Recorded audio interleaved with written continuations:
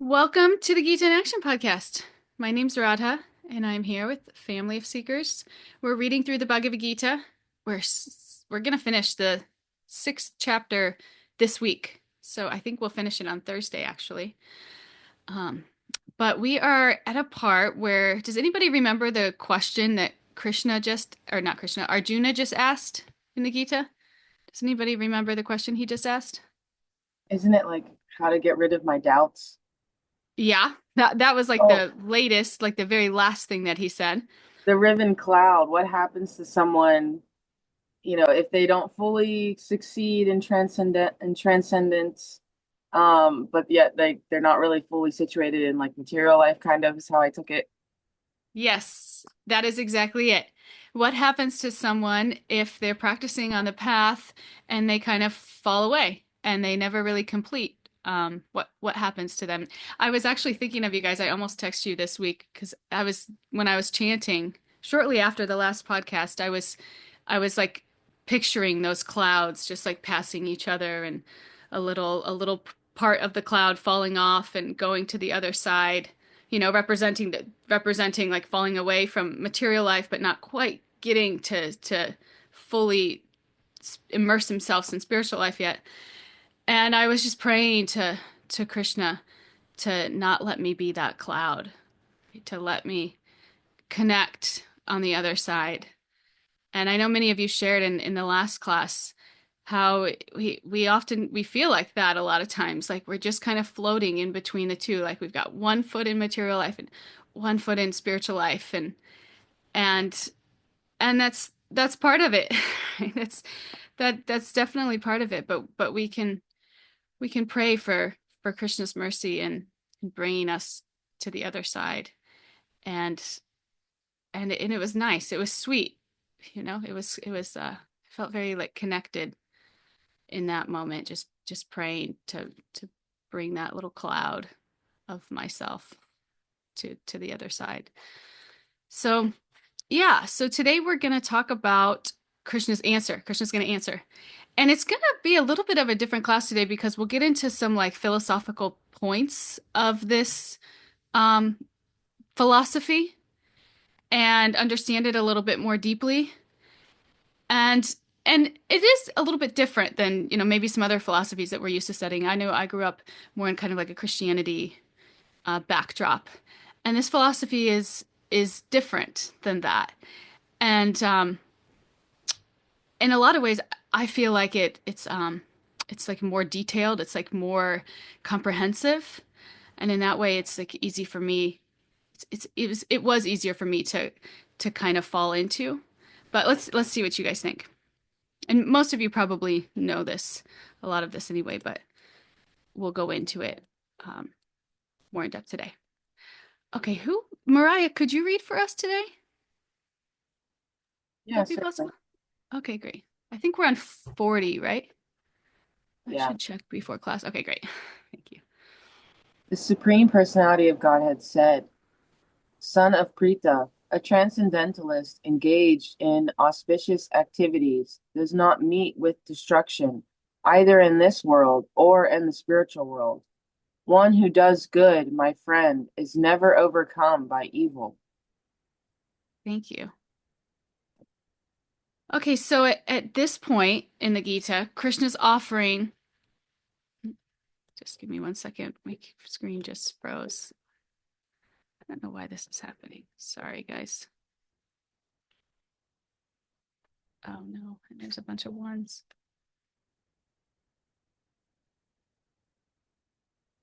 Okay, let's see, my mic is like on my computer and it's like, I think kind of screwing up my. Anyway, okay. So at this point in the Gita, Krishna's offering one of the most comforting assurances in the entire text. He's saying, neither in this world nor in the next does a person meet with destruction. Okay, so in simple terms, he's saying if someone sincerely tries to live a life of spiritual purpose, even if imperfectly, even if they screw up now and then, they'll never be ruined. Right? Their efforts never wasted. Their journey is never in vain.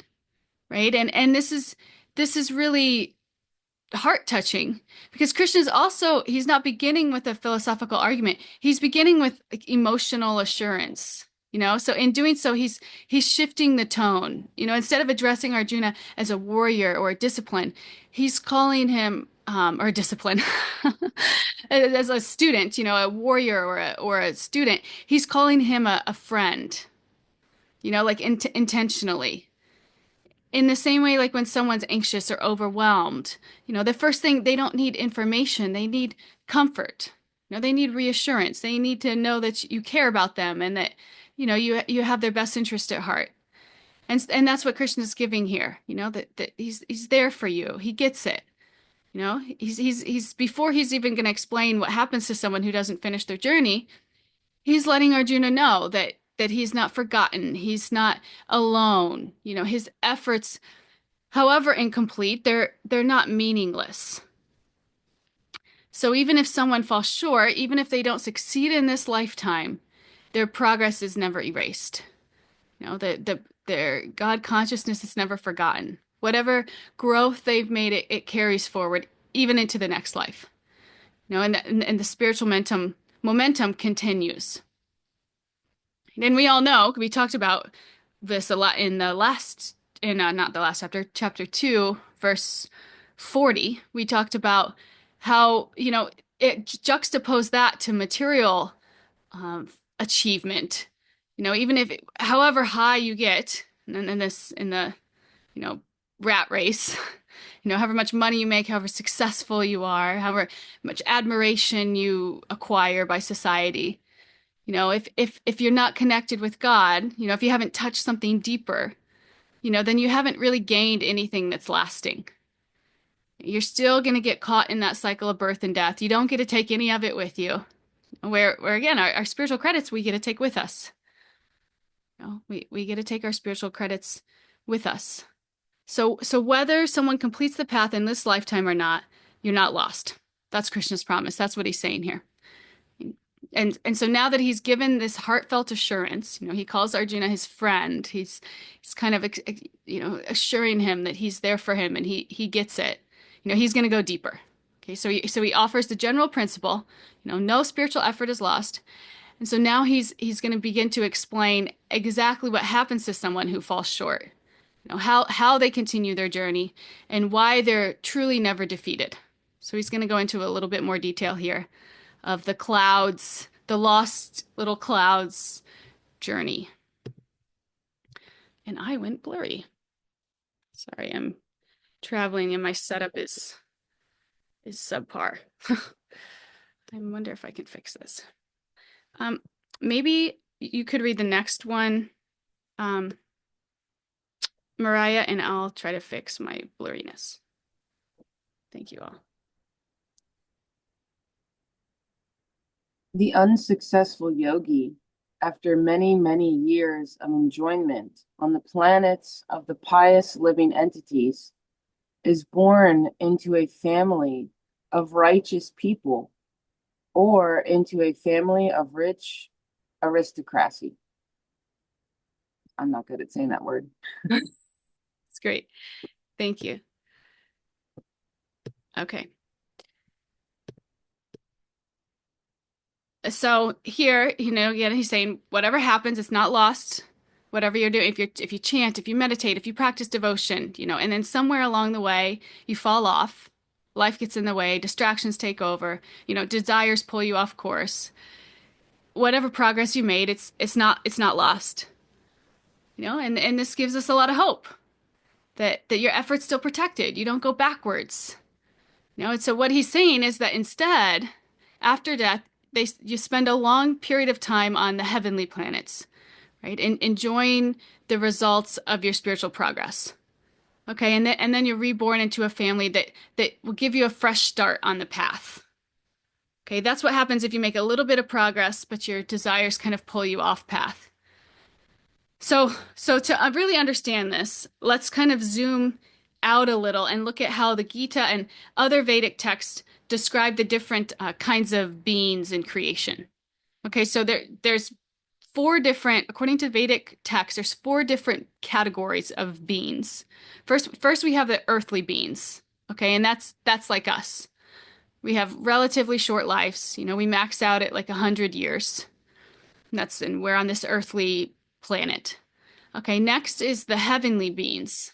Okay, so they live in higher realms with incredibly long lifespans and refined pleasures. Okay, this is the heavenly beings. And then after that you have beings who live for like the duration of Lord Brahma's life, like that's like billions of years. Okay, and then after that you have eternal beings, like the liberated souls who just dwell forever in the spiritual world, like beyond time and death. Okay, so those are the four categories. Earthly beings like us, you got about 100-year lifespan. Heavenly beings, you have like a pretty long lifespan, and super refined pleasures. And then you have the beings that live forever, like billions of years. And then eternal beings, that's like liberated souls. Okay. So when Krishna talks about going to the heavenly planets, he's talking about that second group, right? The devas, the celestial beings. Juxtapose that to our human experience, where we're living here for like best case scenario 100 years. The heavenly beings, their lives seem like practically immortal, right? And so the soul who practiced yoga but didn't get to finish, they go and they spend their time in the company of these heavenly beings. And this isn't as a reward, but it's a way to satisfy these lingering material desires in a spiritually favorable environment. Right? So it's like a pit stop. It's like a pit stop for their soul on this eternal journey. Because they had desires. They had the desire to enjoy.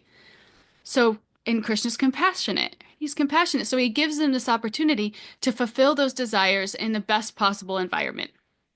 It's like if someone is trying to give up junk food, but secretly wants desserts. But instead of like forcing them to live on salad alone, because, that's what's best for them, obviously. But Krishna gives them these gourmet, delicate, oh, that's not the word, delicate. What's that word that's like delicate? Decadent. Is it decadent? Right, so whatever it is, sweets, right, that are still within the realm of dharma. So he lets them enjoy, but in a way that that gradually helps them realize that no matter how many desserts I eat, no matter how delicious these are, no matter how pleasurable they are, it's still not going to satisfy me. And that's what he does for us. We get to go to these higher realms that where you if it's like, oh, you want to enjoy, let me show you how much you can enjoy, right? And we all know that at the end of that enjoyment, it's empty, right? So that's kind of the journey that they learn, right? Enjoyment has a shelf life, right? Even the pleasures of heaven lose their charm. And this is because the soul's already tasted something higher, right? The soul's already tasted something higher, and that spiritual inclination, it doesn't just disappear. Right? And being in that heavenly planet, that dharmic environment, that elevated environment, allows the soul to reflect, right? To remember, and to long again for real freedom, right? Not just pleasure, not just this short-term pleasure, but real freedom. So when that heavenly enjoyment runs its course, Krishna brings the soul back to earth, right? And not as a punishment, but it's like the next step. We go up to heaven or to hell to kind of run out our karmic credits. And then when those are kind of depleted, we come back to earth for another chance, right? And so when we come back to earth for another chance, the soul, this is what he's saying here, the soul takes birth either in a righteous family or a wealthy family. And the reason that this is because that both of these environments minimize the major obstacles to spiritual life, right? Because a righteous family, like a pious family, they give you good values, they give you guidance and good mindset. You're less likely to grow up with misconceptions about the purpose of life. In a wealthy family, they reduce the struggle for survival. Right? You're not overwhelmed by anxiety about food or shelter or stability. And this gives you more freedom to focus on your inner journey. Okay, so Krishna's not saying here that, being rich or being raised in a spiritual family guarantees spiritual growth. That's not what he's saying. But he's saying that for someone who already has a spiritual inclination, that these conditions are helpful in continuing this path. Right? And we all probably know have experienced that to some degree. Like if you're not constantly in a position where you're worried about your security, then it frees up some space in your mind to settle, to quiet, right? To connect. Right? Or if you're raised in an environment where, people just do the right thing.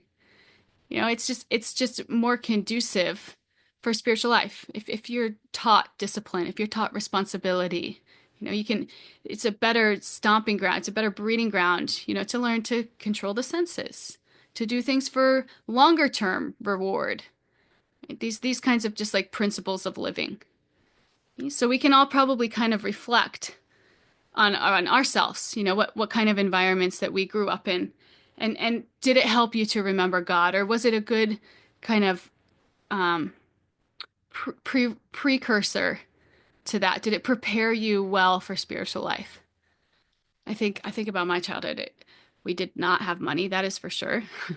But we did have we definitely had like discipline. We had rules. We had like we were taught right and wrong in a way um that was just kind of normal, right? So that those things are helpful. And I think now that I'm married and I have my own family with my husband, there's definitely more stability there now that I'm married, and that I see is so conducive for spiritual life. It's definitely, especially as a woman, we have this kind of security is important. It's like psychologically, it's important. So to be able to settle the mind, get some peace there, it definitely helps. Definitely helps. Does anybody want to share anything about that?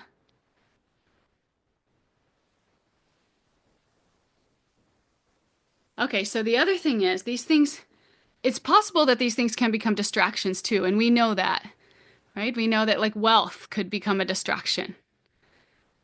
And that's real. It can.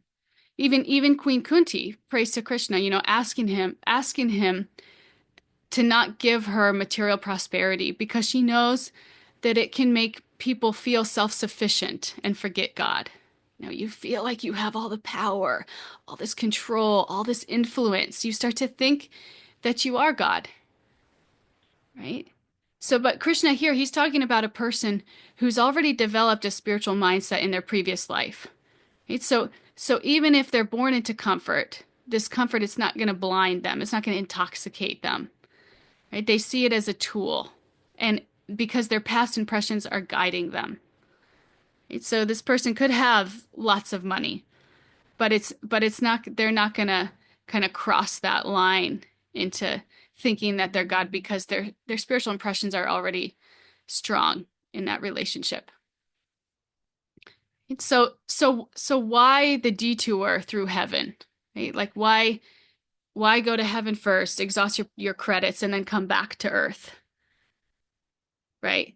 And Krishna's not saying that the person continues their journey from heaven. Right? He's saying that they come back to earth. And this is because the earth is known as Bhumi Loka, right? It's known as the karma bhumi, the field of action, like where transformation happens. Just like we said, that heaven and hell are more like destinations for enjoying or exhausting the karma that we've already accumulated. But earth is where our destiny is shaped. Right? So if a soul still has work to do, still needs purification or realization, then earth is the best place to resume that journey.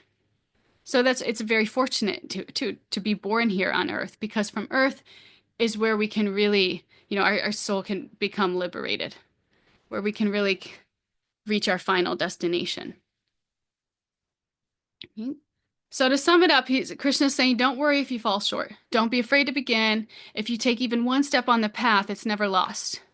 You may get distracted, you may detour, but Krishna will make sure that you're not only protected, but you're placed in the best possible environment to continue your journey. Okay? So it will pay off, right? And it's paying off now, and it will continue to. You'll just continue to make progress because of whatever little progress you've made. And this is his divine compassion. This is his personal care. That's the kind of guidance that Krishna's giving. It's not based on fear. It's not based on pressure.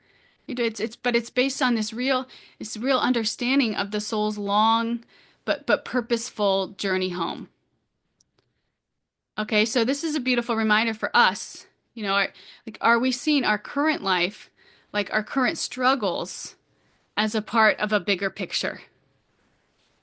Because it's easy to feel stuck, but it's this life, it's not just a detour, but it's this continuation of a much longer journey. So whatever progress we make, whatever struggles are placed in front of us, can we see God's hand in guiding us home? Whatever misconceptions. It's funny, I was studying this verse this weekend, and I'm in Michigan. I'm visiting my family. And my family is they're beef farmers. So they raise cows and they love the cows, but then they send the cows to market. It's like really quite a sad thing. And I think to myself, like, wow, what did I do to be born into a family? It's interesting. It's not like black and white, but the principle is that whatever our circumstance, whatever our situation, it's custom made for us to grow closer to Krishna. And sometimes it's easier to do that, and sometimes it's harder to do that. But whatever it is, it's designed so that we can grow closer to Krishna. And when I see my family's like relationship with these cows, I see that they like love these cows, but then at the same time there's just kind of like a disconnect there. It's just and it's not like they're bad people, but it's just like anybody else. There's just some levels of illusion there. There's some levels of, and to that degree that they're disconnected from themselves to other living beings and ultimately to our creator, right? Because that connection that every living being is part of a creator is just lost. So it's interesting. But at the same time, I feel like there's like it keeps me from getting overly attached to my family. I love them. I care for them, but at the same time I know like I don't want to be them. And in that there's like the emotional attachment has kind of like loosened a little bit, which I think has enabled me to step more to my soul's longing and to be a little bit more independent in that. And that's been helpful. I think that's been helpful. So it's, we all have to kind of evaluate our own. Some of you are giving me hearts. This is great. I hope you can relate. It's wherever we're from, it's going to be different. It's going to be unique. It's going to be like custom made for our soul's journey. But the principle is that, right? And then we can always see areas in our life, that Krishna's made it a little easier for us. Like I said, my family now my husband is super pious, and I have a lot of stability now. So it's like, maybe I wasn't born that way, but somehow or other, Krishna's arranged it for me now, and I definitely feel how much easier that is. So, okay, should we move on? Does anybody else want to share anything before we move on?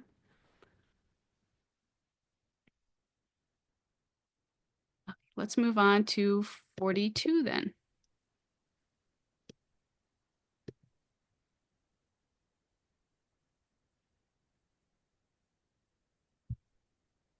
You're ready, Or, Maria. if unsuccessful after long practice of yoga, he takes his birth in a family of transcendentalists who are surely great in wisdom. Certainly, such a birth is rare in this world. Thank you. So again, this is another beautiful verse. It's a powerful reminder of how karma and grace work together. Okay, so here Krishna's talking about someone who's practiced spiritual life for a long time. Okay, before we were talking about somebody who's maybe practiced a little bit, fallen off, hasn't finished. This is someone who has been practicing not like days or weeks, but like lifetimes of effort. And even if they didn't reach perfection, all that effort doesn't go to waste. Right? Instead, they're given an incredibly rare opportunity. Right? They take birth in a family of transcendentalists, of people who are deeply rooted in wisdom, in bhakti, in devotion. Okay, and Krishna's not throwing around the word rare lightly, right? He's saying this birth in such a family, it's extremely uncommon. Extremely uncommon. Why? Because it gives a person a head start on spiritual life, like from the beginning, like even from the moment of conception. Now that's and then the soul enters the body. They grow up hearing the holy names, right? Seeing the deities, taking prasadam, often like observing this devotional culture, absorbing these spiritual impressions before they can even speak. I think about my daughter. I think I chanted 64 rounds every day for like a week before she was even like conceived. That kind of like intention that goes into, these devotee kids, they're special. Kids that are raised in these families. They're like, it's like being handed a map and a flashlight before you even start a difficult hike. I was born just like, I think I was, my eyes were closed for 20 years. I was just like stumbling around in the trying to find my way. But these kids, they're given like a map and a flashlight before even starting. Before you even have to walk the path, like you're already oriented in the right direction. Yeah. And it's funny, Srila Prabhupada, well, it's not funny. It's interesting, Prabhupada, he would say him and his spiritual master are in this category. But he also says very clearly, it's not because of his advancement, not because of his karma. He says very clearly by the grace of the Lord. Not because of anything that they did, but purely by the Lord's mercy. Like he really kind of zooms in on this point. And that should be humbling for us. It's not about status, privilege, ego. It's not something to be proud of in a material way, right? It's an advantage to a chance to continue a journey that was already underway. Right? So in these two verses, in 41 and 42, Krishna is covering two kinds of seekers. Okay, those who practiced a little in a previous life, right? They're born into good, comfortable families so that they can reawaken that spark, right? Or there's some kind of there's situations in their life that become conducive for spiritual life, so that this spark can be rekindled, right? Or those very rare souls who have practiced a lot for lifetimes and that they're born into families of wisdom and devotion so that they can pick up like almost right where they left off, right? It's like they don't have to wait that for 20 years stumbling around in the darkness trying to find their way. They're given a little bit, they're orientated a little bit better right from the start. But either way, the message is the same. Okay, our sincere spiritual effort is never lost. Even if we don't finish the race in this lifetime, Krishna makes sure we get to start from right where we left off the next time. Okay, and this is reassuring, right? No effort's ever wasted. No one walks this path alone. So we can move to 43. We're getting through them today. We might do 5 verses today. Does anybody want to share anything? Anything that's coming to mind for anybody during these verses? I'm sure everybody's kind of reflecting on your own life, your own journey, maybe what you were born into and how it's affected you and your spiritual path. Right? Narayani, please share. Hey, hi, Ball. I'm sorry I joined a little late.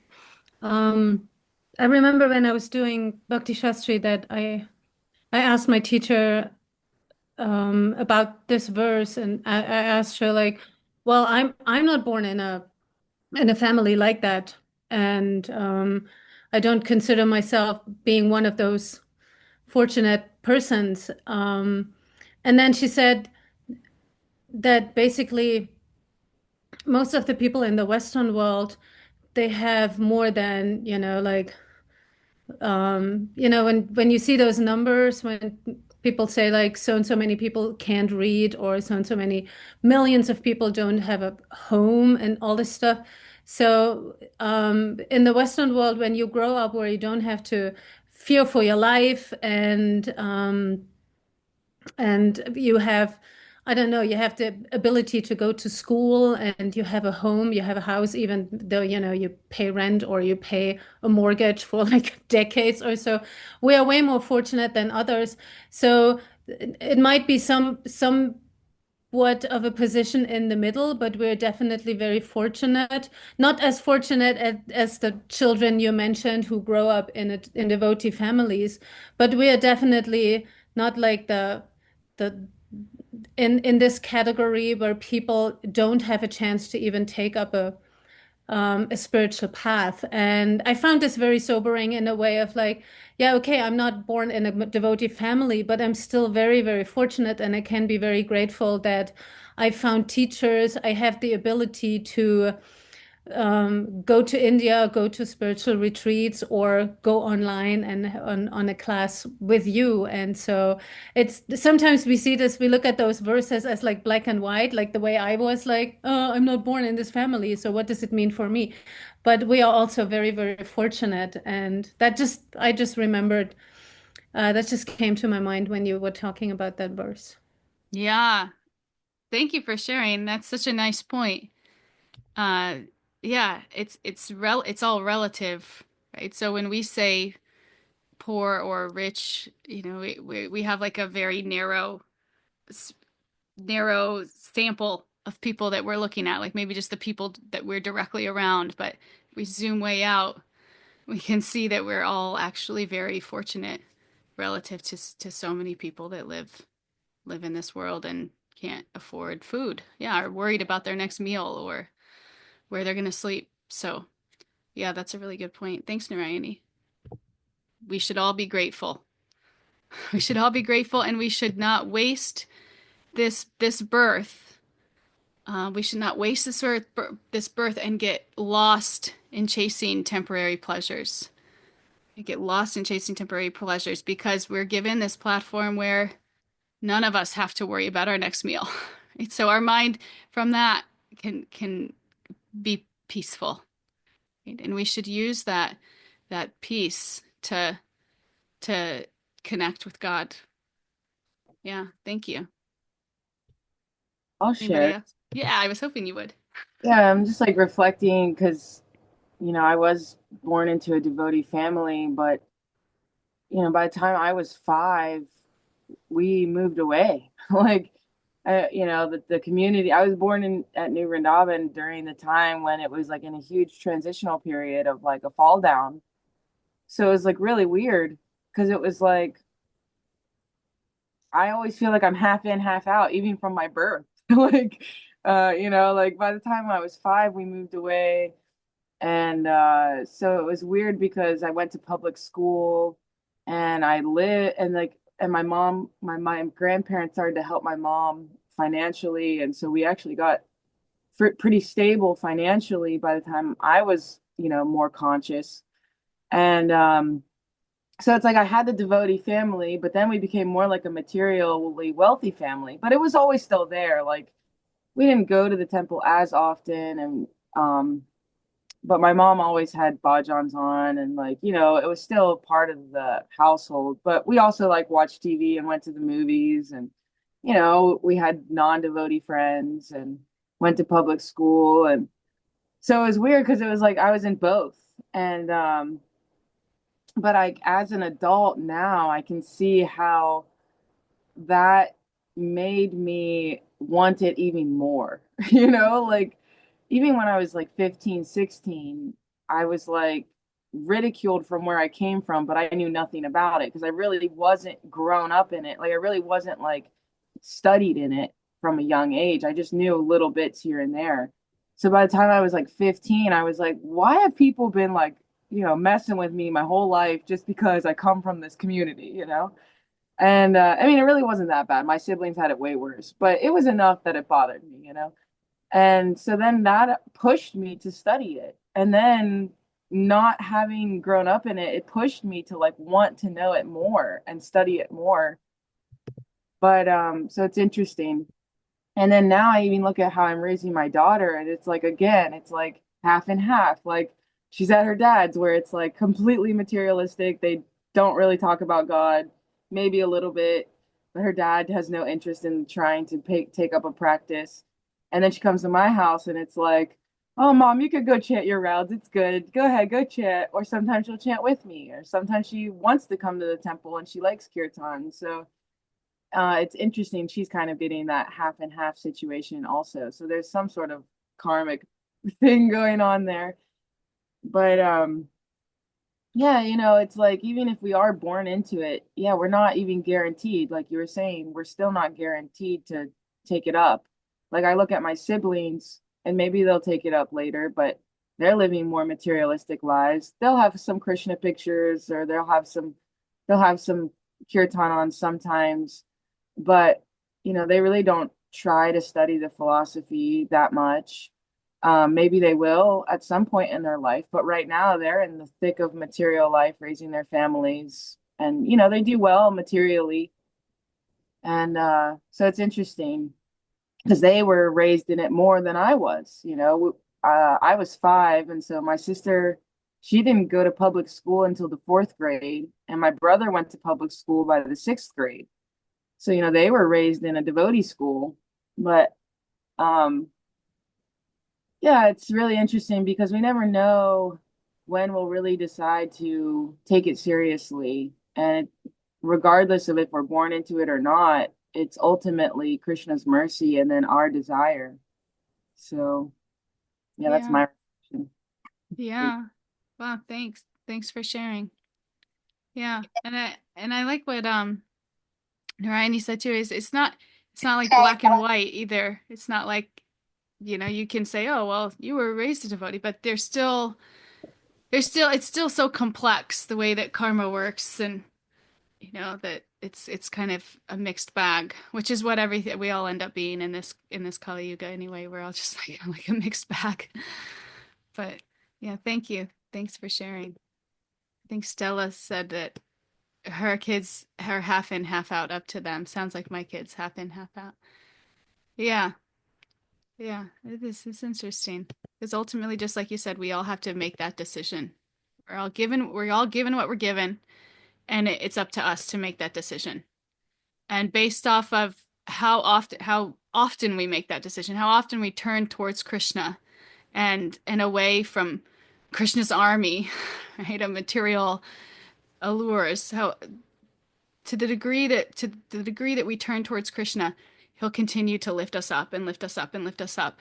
And it'll become our circumstances will become more conducive to our spiritual life naturally because he'll arrange that. And then that will continue, for our next life too. And that's kind of the principle here to some degree. That he'll reciprocate in that way, just like you said. Yeah. Thank you. Okay, should we move to the next verse? Are we on 43? When you're ready, Mariah. On taking such a birth, he revives the divine consciousness of his previous life, and he again tries to make further progress in order to achieve complete success, O son of Kuru. Thank you. Okay, so in this verse, Krishna says that when a person takes birth, again after pursuing spiritual life in a previous life, again they naturally pick up where they left off. So this divine consciousness, once they cultivate it at one time, it gets revived, and they feel a strong pull to continue on the path, right? Often without even fully understanding why. They just feel pulled, you know. This brings up a common question, like, where is our spiritual progress stored? It's not like there's a spiritual bank account somewhere in the clouds. But it's just like our karmic impressions that carry over through lifetimes. So do the impressions of our spiritual efforts. The attraction that we start to feel for God as we walk the spiritual path It's not something that's like new that we're creating from scratch. It's like a revival of what's already there deep within us, right? Like this love and connection are part of our soul's original nature. And because the soul continues from one life to the next, like whatever spiritual attraction or progress we've awakened, it carries forward too. You could say like our subtle body, the part of us that holds our thoughts, our desires, our impressions, it also gets more refined through spiritual practice. And the subtle body travels with us also, from one life to the next. It travels with the soul. And so it brings along the momentum that we've built. Even though we can't see our spiritual progress, the way that we might see like a physical reward, it's still there. Our spiritual credits aren't stored in like a visible form, but they're stored deep inside us. And they reawaken when the time is right. Krishna makes the arrangement to revive that spark. He opens the door for us to pick up where we left off. But ultimately, it's still up to us. The opportunity is there, but we still have to choose to walk right through it, just like Mariah said. And Prabhupada emphasized this all the time. Spiritual advancement is never lost. And he gives us the example of Jud Bharat. You guys know the story of Jud Bharat? He reached a high level of realization. He fell slightly. He took a deer body, and then he took another birth to complete his journey. So it's a long road sometimes. But Krishna ensures that we don't have to start from scratch. Okay, so the point here is that even if you've walked the path just a little bit, you're never starting over. You're picking up from where you left off. And with the right effort, you can go even further. So this is why investing in our spiritual life, it's like the best investment you can make in this lifetime, because it will continue to pay off in this lifetime and the next lifetime and your next lifetime. It's an investment that never goes away. It only gets bigger.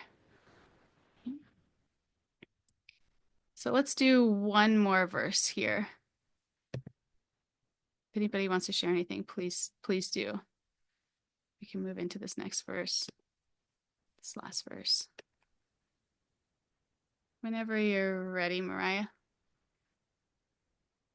44, right? Yeah. Yep. By virtue of the divine consciousness of his previous life, he automatically becomes attracted to the yogic principles, even without seeking them.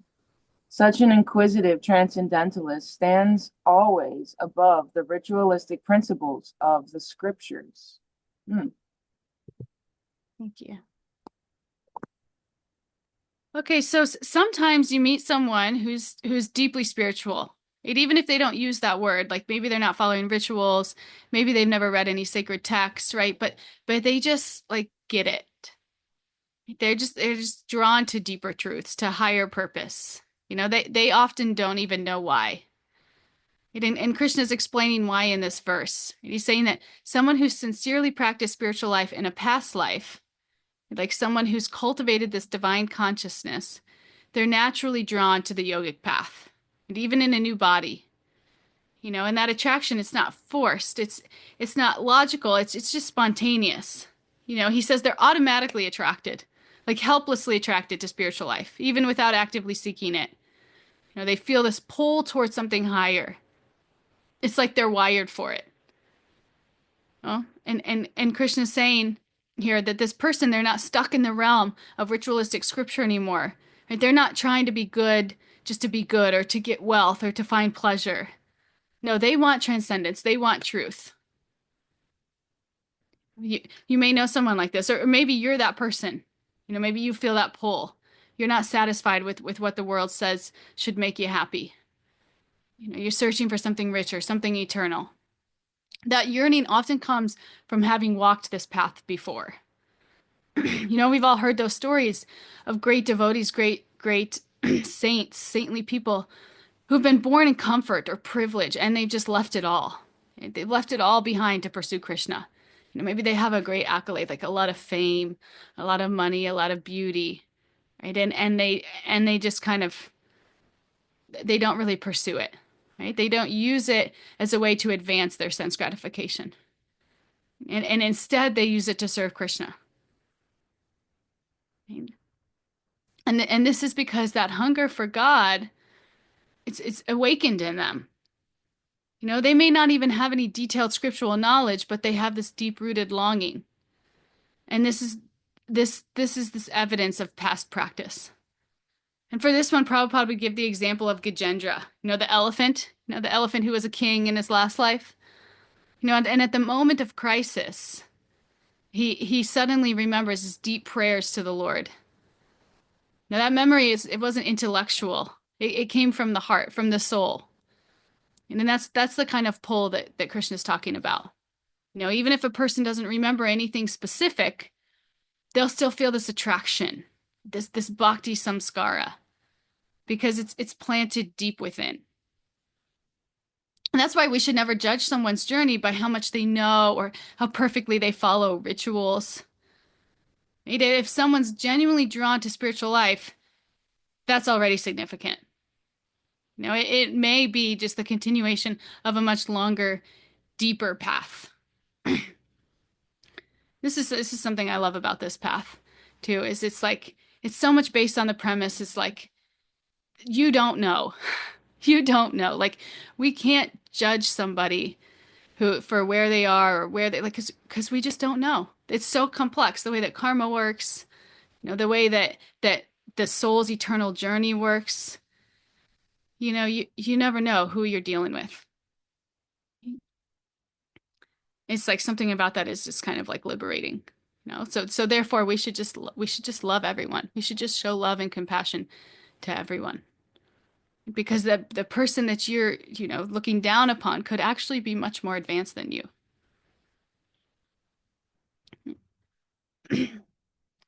So for us, like, have any of you guys ever felt drawn to spiritual life for reasons that you just couldn't explain?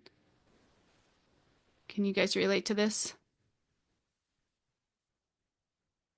Just like that deep, quiet pull that's not just curiosity. Maybe it's like remembrance. Like it might just be like picking up where you left off.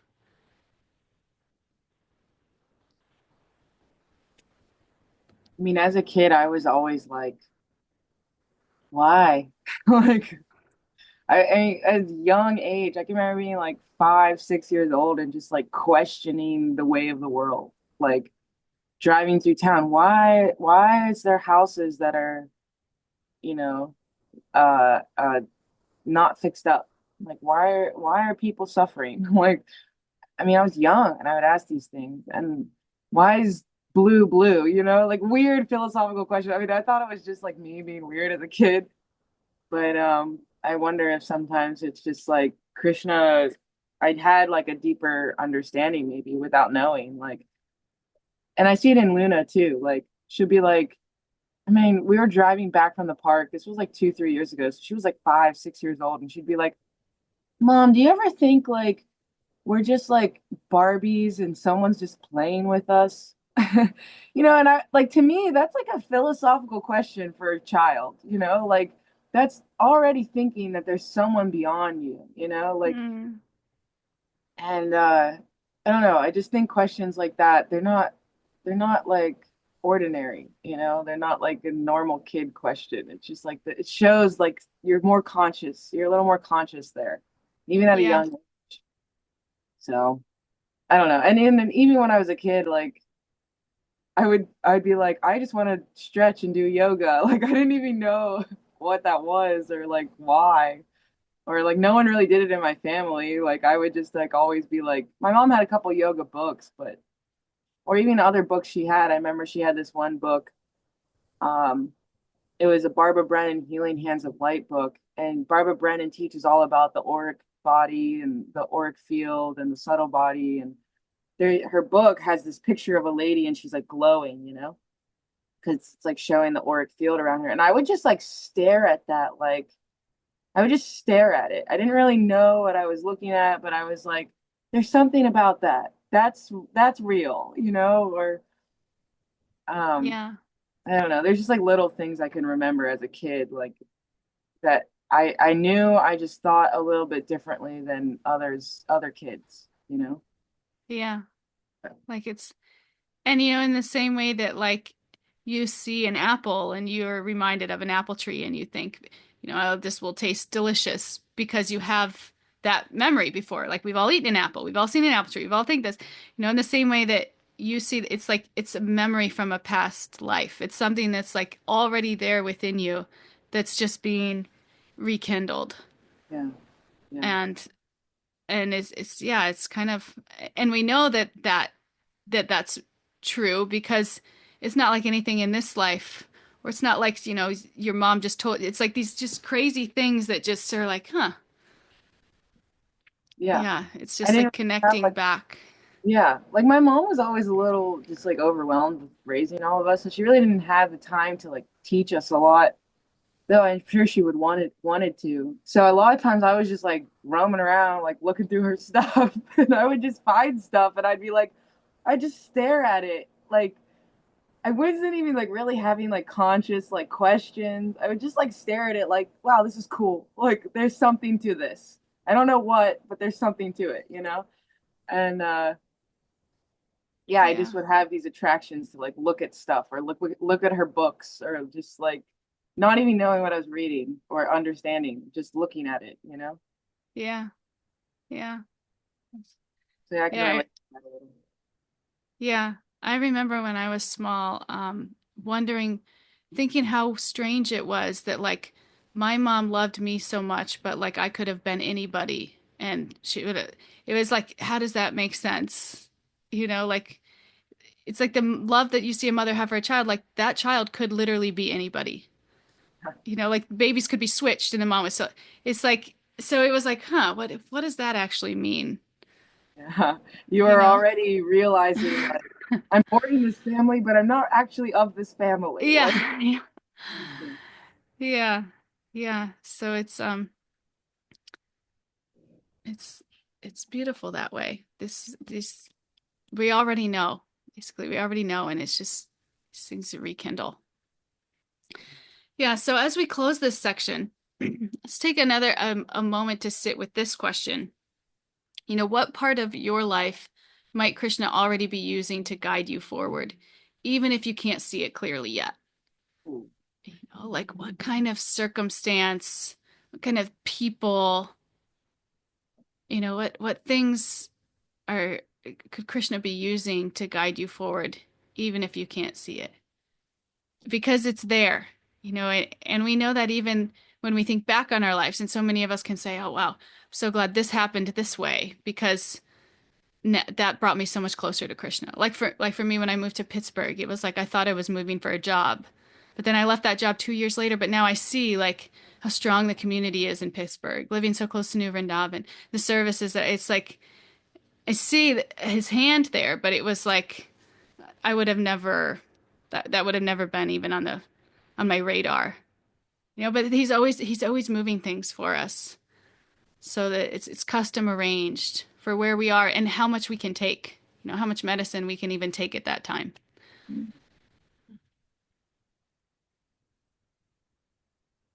And even the things that we think maybe aren't. Like when I'm here this weekend, spending time with my family, I think, what is Krishna trying to get me to learn from this? Trying to get me to see from this?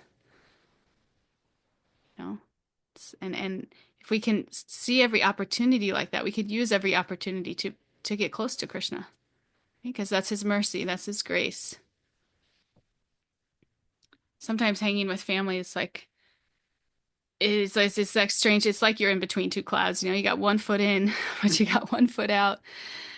And sometimes I think the more time I spend with family, the more I feel ready to take that foot out from a loving and compassionate place. But like, yeah, actually, I don't think I need to cling to this so hard anymore, right? Because maybe that is just isn't me, and maybe that's okay. Maybe I don't have to make that mean anything more than it is, and I can still show up loving and compassionate, and hopefully more so, right? Because I'm not so attached.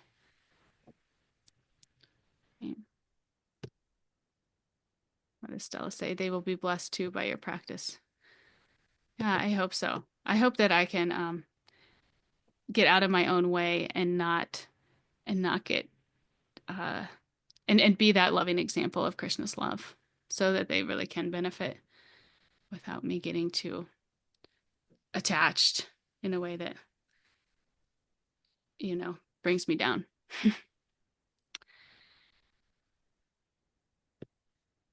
Yeah. So if there's any takeaway, if there's one takeaway from all this, it's that you're never starting from zero. That's the big message that Krishna is giving here. He's saying, I see you, I see the effort you've made, I know your heart, and nothing you've done is ever lost. Even if you fall short, you get distracted, life pulls you off course. Krishna's not discarding it. He's preserving everything. Every sincere prayer, every small sacrifice, every act of devotion, it counts. And when the time is right, he arranges for us to pick up where we left off. When the time is right. He arranges for us to pick up where we left off. When we can handle it, when we're ready, right? When our appetite is big enough. Okay? Sometimes we might wonder, like, why am I even on this path? Why do I feel drawn to these things? Right? Even when the world seems to be running in a different direction. It's not new. It is not new. Maybe it's not ancient. Maybe it's just the echo of a previous life of spiritual progress that's been carried forward in your soul, right? In our subtle body, our past impressions. And that's incredibly comforting because it means that your journey is bigger than this one lifetime. You're not just here randomly. You're continuing something beautiful you've already began. And it's your unique journey. And it doesn't have to be anybody else's. It doesn't have to be like your family's. And you can still connect with your family. Right? But in a different way, from a different place, with a different intention. And then Krishna's walking with you every step of the way. So wherever you're on this path, if you're beginning, if you're restarting, if you're trying to hold on, we just have to remember this. We don't have to be perfect. We just have to keep going. Right? And you don't have to do it alone. Krishna's not just your instructor, he's your well-wisher. Just like that first verse we read, right? He's your well-wisher, he's your friend. And he's already made a promise, right? This promise in the first verse we read today. One who does good, my friend, is never overcome by evil. Right? So we just keep walking, we just keep showing up. Even one sincere step can echo across lifetimes. Okay? Krishna will make sure that it's never forgotten. So that's what we're doing here on this Monday morning. Okay? We're trying to never forget. In the midst of all this chaos of life, right? And the good choices we make and the bad choices we make when we show up from a lower place than we wanted to. Right? That's okay. Just keep trying. And Krishna will arrange. Right? Krishna will preserve that progress. And that's all we can do, right? The rest is just depending on Krishna's grace. So that's all I had for you all today. Did anybody want to share any reflection or final thoughts before we end for the day? I just want to share recently, I've been really just trying to trust, like, Krishna has the bigger picture. And my life might not look like where I want it to be spiritually or materially, but I'm like really like today I'm really feeling it after this class. Like Krishna is the controller and he has me here for a reason, like he has me where I'm at for a reason. And my whole life it's been that. And just keep trusting that he has the bigger picture. I don't have to know the big picture. I just have to be where I'm at right here, right now. Yeah. Yeah, really just feeling that today. And that's been a meditation of mine for like a while now. And sometimes I feel it more, like I really feel that support and that trust. And then other times I get off from that. But yeah, just want to say like in this class right now today, I'm really feeling that trust and support. So thank you. Oh, that's really good and encouraging because it is really confusing sometimes. It's like, why is this in my life right now? Or why am I coming up against this? And so sometimes we just can't see through all of the forest, but Krishna can. In fact, Krishna's making the forest for us. And it's not our job to see through it. It's our job just to put one step in front of the other as best we can with our limited perspective, and to trust. Yeah. Thank you. Narayani, we're happy you're here. Please Oh, share with happy to us. be here. Thank you.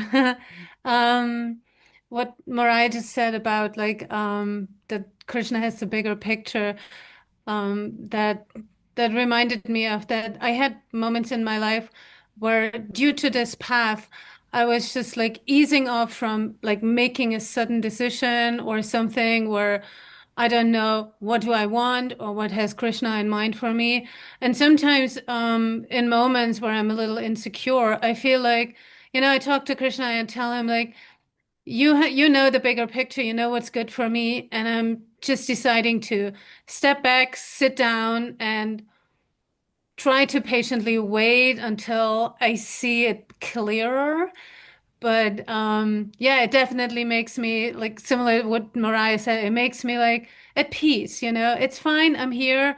It's good for now. And I trust that Krishna knows the bigger picture, and we can mostly we can see the bigger picture.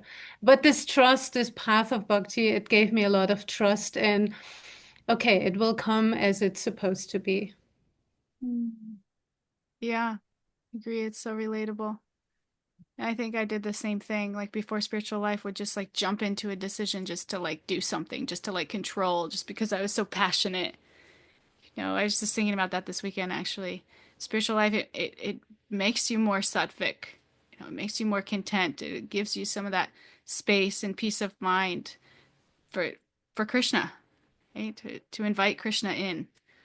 Because when we're passionate, when we're trying to control, when we're pushing him out. So, yeah, thank you. Anybody else before we end for the day? Brittany? No, you're not on screen. If you want to share anything, love to hear any of your final reflections.